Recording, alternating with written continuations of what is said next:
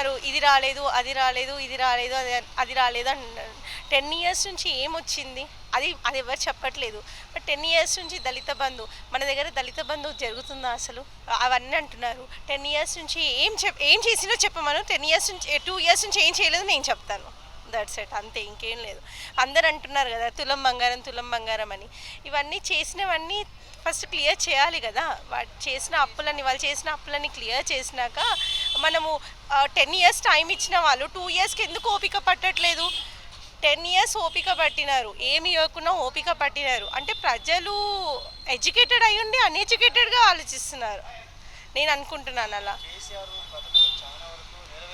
ఎన్ని నెరవేరాయి, ఏం నెరవేరాయి? నేను మిమ్మల్ని క్వశ్చన్ చేస్తున్నాను, మీరు నాకు చెప్పండి. ఇప్పుడు ఏం నెరవేరాయి మీరు చెప్పండి, ఏం నెరవేరాలో నేను చెప్తాను. అవునా, మీ వరకు వచ్చాయా అండి? నా వరకు అయితే రాలేదు. నేను కూడా అప్పుడే మ్యారేజ్ అయింది నాది, మరి నాకైతే రాలేదు. కళ్యాణ లక్ష్మి నాకు రాలేదు. ఎందుకు చేయలేదు? చేశాము, రాలేదు. అందరికీ వస్తాయని లేదు కదా. ఇప్పుడు ఐస్ ఉందండి, నేను నీ వరకు వచ్చే వరకు ఎంత వస్తుంది ఐస్? నేను ఇస్తాను, ఒక ఐస్ క్యూబ్ ఇస్తాను, నీ వరకు వచ్చాక ఎంత ఉంటుంది? ఇంత అవుతుంది. సేమ్ అలానే అన్నీ అందరికీ అందుతాయని చెప్పలేము. ఇది కూడా ఇక్కడ కూడా అంతే, అందరికీ రీచ్ అవుతలేవు, బట్ రీచ్ అవుతాయి.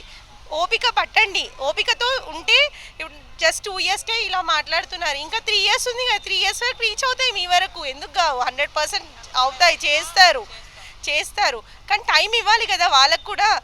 ఇప్పుడు మీరు ఎల్కేజీలో డైరెక్ట్ వెళ్ళగానే 1 మంత్కి ఏబీసీ వచ్చేస్తాయా మీకు? రావు కదా, మెల్లిగా చదువుతూ వస్తాయి. ఇది కూడా అంతే, వెయిట్ చేయాలి అంతే. నవీన్ అన్నే గెలుస్తారని ప్రతి ఒక్కరు అంటున్నారండి. ప్రతి డోర్ వెళ్తే అన్నే గెలుస్తాడు. ఎందుకంటే మాకు ప్రతి దాంట్లో సాయం చేసింది అన్నే. ప్రతి దాంట్లో నాకు డబుల్ బెడ్రూమ్ ఇప్పించింది అన్న వాళ్ళే వచ్చింది నాకు ఇల్లు. ఆయన ఉన్నాడంటే మాకు ఇల్లు రాలేదు, కేసీఆర్ ఉన్నారంటే మాకు ఇల్లు రాలేదు. ఉన్న వాళ్ళకి ఇచ్చారు, కేసీఆర్ కూడా నమ్మిన వాళ్ళకి అందరికీ పెట్టిన వాళ్ళకే పెట్టారండి. మాలాంటి పెద్దలకు పెట్టలేదు, లేని వాళ్ళకి. 25 సంవత్సరాలు వచ్చి అవి నేను వచ్చి రేషన్ కార్డు రాలేదు, మీరు నమ్ముతారా? మరి రేవంత్ అన్న వచ్చాక నేను 2 ఇయర్స్ నుంచి రేషన్ తెచ్చుకుంటున్నాను, అవే వండుకొని తింటున్నానండి. అన్న ఉన్నప్పుడు బియ్యం అన్ని చెత్తబొట్టులో పాడేసేవారు, ఇప్పుడు ఎవరైనా చెత్తబొట్టులో పడేస్తున్నారండి? చెప్పండి. అన్న మీద బుడద జల్లాలంటే వాళ్ళ మీదే బుడద పడుతుంది. రోడ్లు ఏం బాగున్నాయండి? ప్రతి పోలో ఇన్ని సంవత్సరాల ప్రభుత్వం రోడ్లు ఏమైనా చేపించారండి? ప్రతి ఇంటికి వెళ్తే రోడ్ల గురించి మాట్లాడుతున్నారండి. మరి ఆయన నుండి ఏం చేశారు చెప్పండి? ఇప్పుడు అన్న గెలుస్తాడు, నవీన్ అన్న మేము గెలిపిస్తాం, నవీన్ అందరికీ మేము మాట్లాడి ప్రతి ఒక్కరికి మేము చేస్తాం. ఎవరికి పింఛనీళ్ళు లేవండి, మీరు నమ్ముతారు? ప్రతి డోర్ టు డోర్ వెళ్తుంటే వాళ్ళు ఏడుస్తున్నారు, మాకు పింఛనీళ్ళు లేవు, మాకు ఎన్ని సంవత్సరాల నుంచి కేసీఆర్ గారు ఉన్నారు, మాకు ఏమీ జరగలేదు, ఈ అన్న వచ్చాక మాకు అన్నీ జరుగుతున్నాయి అంటున్నారండి. మీరు నమ్ముతారా? ప్రతి ఒక్కరు ఏడుతున్నారండి. కేసీఆర్ ఉన్నాడు, ఏం చేశారు చెప్పండి మీరు ఒక విషయం? కాంగ్రెస్ ఏనే చేస్తారు. అది కాంగ్రెస్ గారు అన్న ఇస్తే ఇస్తాడు, నవీన్ అన్న ఇస్తారు. నవీన్ అన్న మీద మాకు నమ్మకం ఉంది, రేవంత్ అన్న మీద మాకు నమ్మకం ఉంది. మరి అన్న వచ్చాక రేషన్ కార్డు వచ్చింది మాకు, ఫ్రీ బస్సు, కరెంటు, సన్నబియ్యం అన్నీ ఇస్తున్నాం. ఇంకా నాకు కందిపప్పు ఇస్తున్నారండి రేషన్లో, మేము చింతపండు ఇస్తున్నారు, సాల్ట్ ప్యాకెట్లు ఇస్తున్నారు, గోధుమలు ఇస్తున్నారు, అన్నీ ఇస్తున్నారండి. మరి కేసీఆర్ ఉండగా ఏమి ఇచ్చారు చెప్పండి? దొడ్డు బియ్యం, అవి పురుగుల బియ్యం పాడేసేవారు, ఇప్పుడు ఎవరైనా పాడేస్తున్నారండి? అందరూ తింటున్నారు. ఏం చేశారండి 10 సంవత్సరాల ప్రభుత్వంలో? ఎవరికీ ఏం చేయలేదు. జూబ్లీస్లో కూడా ఏం చేయలేదు. ఆయన పెట్టిన వాళ్ళకే పెట్టాడు ఆయన. రేవంత్ అన్న వచ్చాక అంతా బాగుంది, నవీన్ అన్న మేము గెలిపిస్తాం.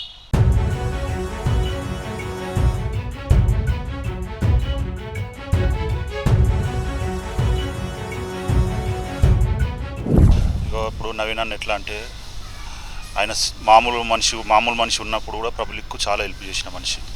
ఏమన్నా ఉంటే కూడా వచ్చి ఇగో మీరు ఇది తీసుకోండి, ఇది తీసుకొని మీరు అయితే పోయి హాస్పిటల్లో చూపించుకోండి, ఏదైనా మంచిగా చేసుకోండి, నేను మళ్ళీ వచ్చి కలుస్తా అని మళ్ళీ వచ్చి కలిసిన మనిషి. అయితే మాకు దగ్గర ఉంటాడు, అందుబాటులో ఉంటాడు, మా ఇంటి మనిషిలాగా ఉంటాడు. మేము పోయి ఆయన దగ్గర ఎప్పుడు ఎనీ టైం అయినా ఏదైనా చేయొచ్చు. అట్లా అని మేము మొత్తం కాంగ్రెస్కే ఓటీపిస్తున్నాం. మా బస్సులో ఉంటాడు. ఇక నెరవేర్చలే అంటే ఇక అది ఇప్పుడు మా నవీన్ యాదవ్కు ఓటు వేసి ఆయన గెలిస్తే తర్వాత ఏదైనా ఉంటుంది. జోరుగా నడుస్తుంది ప్రచారం నవీన్ యాదవ్ది. ఎందుకంటే ఏ టైం అయినా మనకు అందుబాటులో ఉంటాడు నవీన్ యాదవ్ గారు. మనకు ఏ తలుపు తట్టినా కానీ అనుక్షణం వచ్చేస్తాడు, అన్న అని పిలవగానే వచ్చేస్తాడు. పిల్లలకైనా పెద్దలకైనా కాదనుకుంటా సహాయం చేసే ఫ్యామిలీ వాళ్ళది. మనకు ఆయన వస్తే జూబ్లీస్ నుంచి మాకు చాలా మంచిదని మేము అనుకుంటున్నాము. ఆయన గెలుస్తాడని కూడా 100% అనుకుంటున్నాం మేము పార్టీలో. లేదు, 6 గ్యారెంటీలు ఈయన వచ్చాక ఎట్లయినా కంపల్సరీ జరుగుతుంది, అది కన్ఫామ్. అది అంటున్నారు. పోయినా 3 అన్నా జరుగుతాయి. ఆయన ఇప్పటికే మనకు 0 కరెంటు బిల్ ఇచ్చాడు, గ్యాస్ ఇచ్చాడు, బస్ ఇచ్చాడు, ఫ్రీ బస్సు లేడీస్కి. ఇప్పుడు ఇందిరా మిల్లులు కూడా కొంతమందికి ఇచ్చారు. అవుతుంది, మెల్లమెల్లగా అవుతుంది, అన్నీ ఒకటే సరళంగానే కాదు. కానీ నమ్మకం మనిషి. మేము ఏది ఉన్నా కానీ ఆయన దగ్గరికి పోగానే మనకు పని ఈజీగా అయిపోతుంది. మాకు ఆయనతోటి నమ్మకం ఉన్నది. అట్లా మా ప్రచారం సూపర్గా ఉంది, చాలా బాగా చేస్తున్నాము. డోర్ టు డోరు మా బూత్లో చాలా హార్డ్ వర్క్ చేసుకుంటున్నాము మా టీం అంతా. ఇక్కడ ఏమైందంటే జూబ్లీస్ మాత్రం పక్క కాంగ్రెస్ పార్టీ వచ్చింది. అసలు మోసం అన్నది లేదు, చేసింది వాళ్ళు, మోసం చేసింది. 6 గ్యారంటీలో ఇప్పుడు మేము బస్సు అయిపోయింది ఒకటే, సెకండ్ కరెంటు, థర్డ్ గ్యాస్ 3 అయిపోయినాయి. మళ్ళీ రేషన్ కార్డులు అయితే ఇవ్వలేదు. 25 సంవత్సరాలు రేషన్ కార్డులు ఇవ్వలేదు. మా ప్రభుత్వం వచ్చిన తర్వాత రేషన్ కార్డులు ఇప్పించినాం.